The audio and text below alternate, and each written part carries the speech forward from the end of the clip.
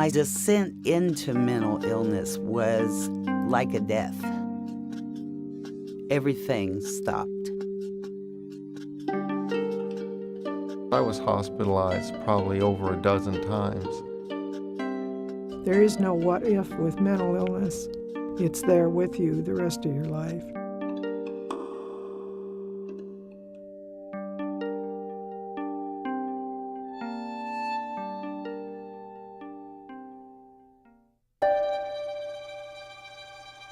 We all feel the same way. It's like losing a child, but we don't lose them. They become just strangers to us.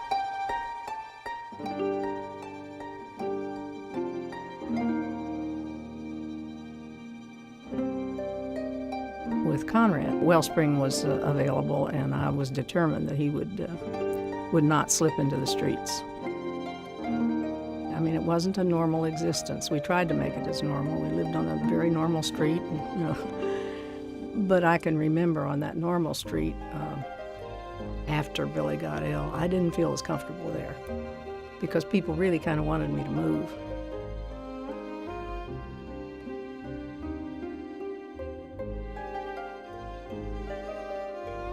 My son David developed a mental illness back in the late 70s.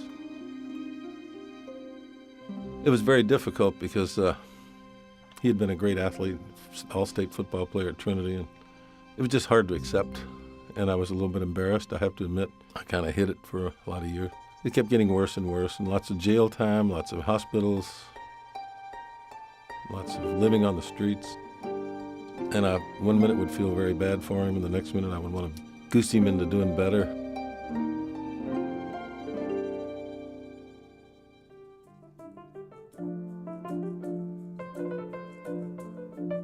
Mental illness typically strikes in late adolescence, early adulthood, and it cuts across all boundaries. It affects people who have lots of money and people who are very poor.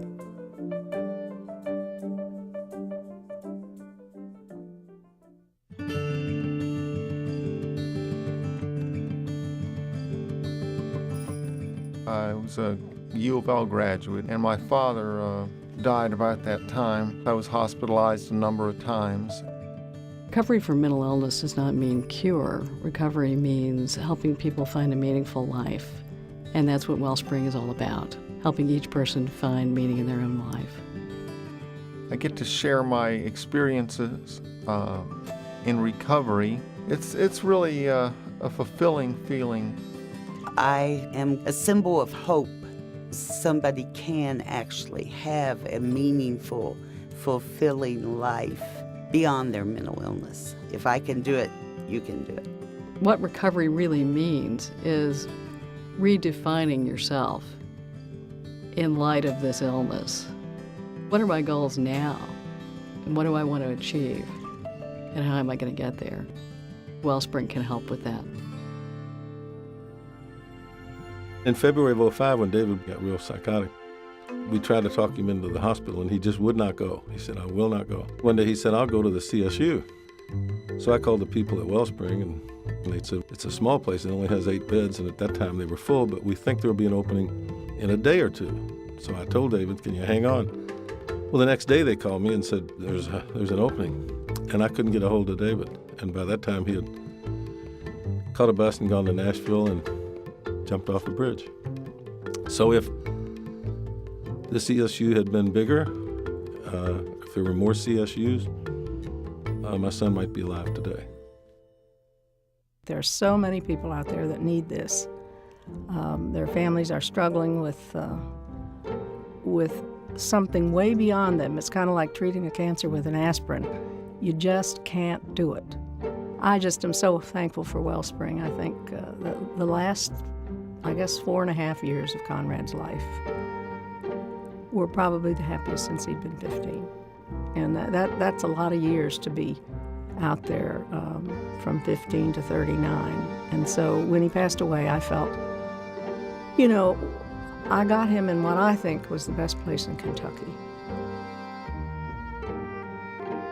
Housing is my passion for mental health volunteer work. And Wellspring happens to be the only organization in the Louisville area devoted to housing for the mentally ill.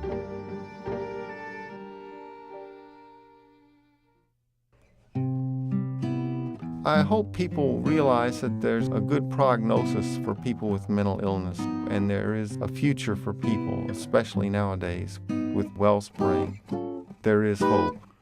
I see trees of green, red roses too. I see them bloom for me and you, and I think to myself, what a